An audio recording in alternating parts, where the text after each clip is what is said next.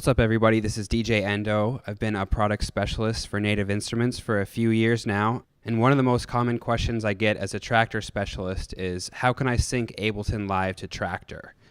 A common misconception is that in order to do this, you need to have two computers and two audio interfaces. And this is actually not true.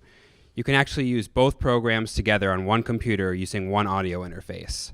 So as long as your beat grids in Traktor are set correctly and your tracks are warped correctly in Ableton, you can mix tracks in Traktor while you play your loops or other instruments in Ableton Live, and everything will be perfectly beat matched. Some artists that are using Traktor and Ableton together are Dubfire, Pete Tong, Carl Craig, Chris Liebing, Davide Squillaci, Richie Houghton, and Luciano. Not too long ago, the only way to sync Ableton and Traktor that I knew of was to use a MIDI cable. In a recent Traktor update, Native Instruments introduced Traktor's virtual MIDI output port, which means you can send MIDI internally inside your computer from Traktor to any program that receives MIDI, and vice versa. So setting up Traktor and Ableton to sync together takes a little time, but once you have the two programs synced, you shouldn't have to mess with any settings because they'll be saved for each time you load the programs.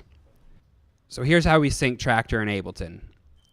First, I'm going to open the Traktor preferences and go to the MIDI clock section, and I'm going to turn on the option to send MIDI clock. And I always keep the MIDI clock sending offset at 0 milliseconds. Now I'm going to make sure my sound card is set to Audio 8 DJ or whatever sound card you're using.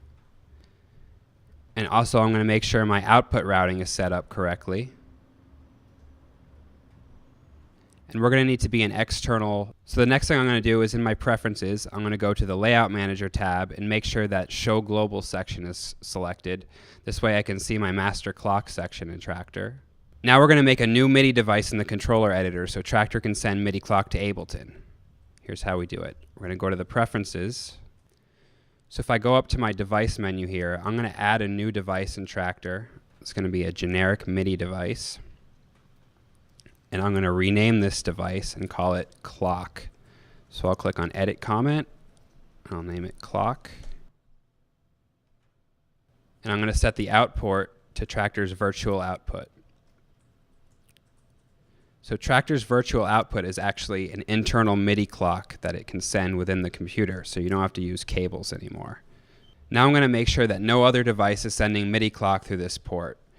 So I'm going to select each device in the device menu and just make sure the out ports aren't set to all for all of my devices, because we don't want any MIDI clock loops happening. So the next thing we're going to do is set Ableton Live to receive MIDI clock from Traktor. So I'm going to open Ableton Live. I'm going to go to the Preferences and go to the MIDI Sync tab. And in the MIDI ports list where I see Traktor Virtual Output, I'm going to turn the track button on, the sync button on, and the remote button on.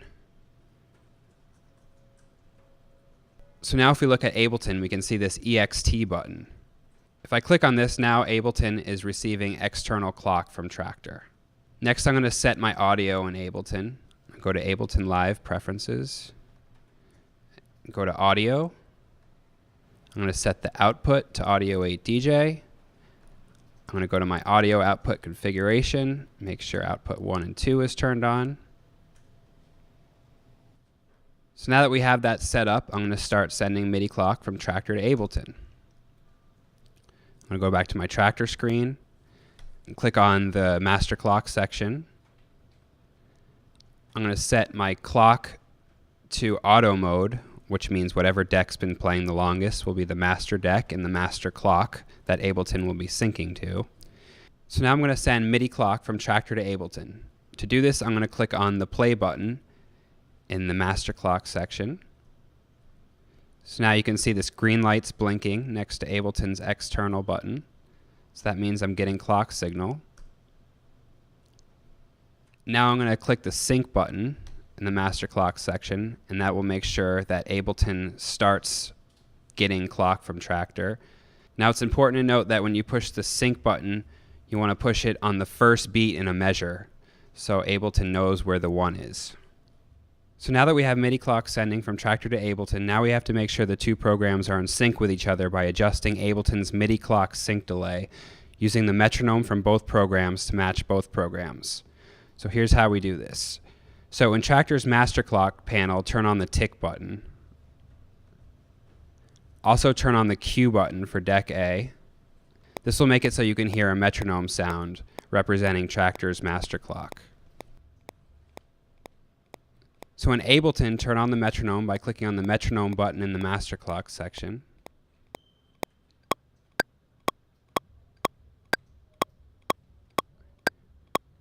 So now you should have an audible metronome playing in both programs. So the next thing I'm going to do is adjust the MIDI clock sync delay in Ableton so that the metronomes in both programs are playing perfectly in sync. So to do this, I'm going to go to my Ableton Preferences, MIDI Sync.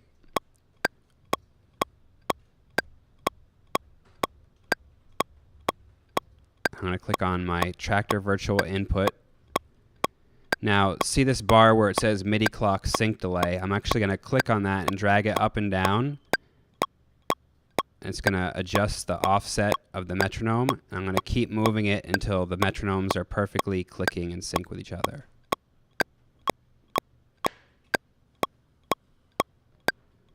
Found a good value is to be about -17 milliseconds.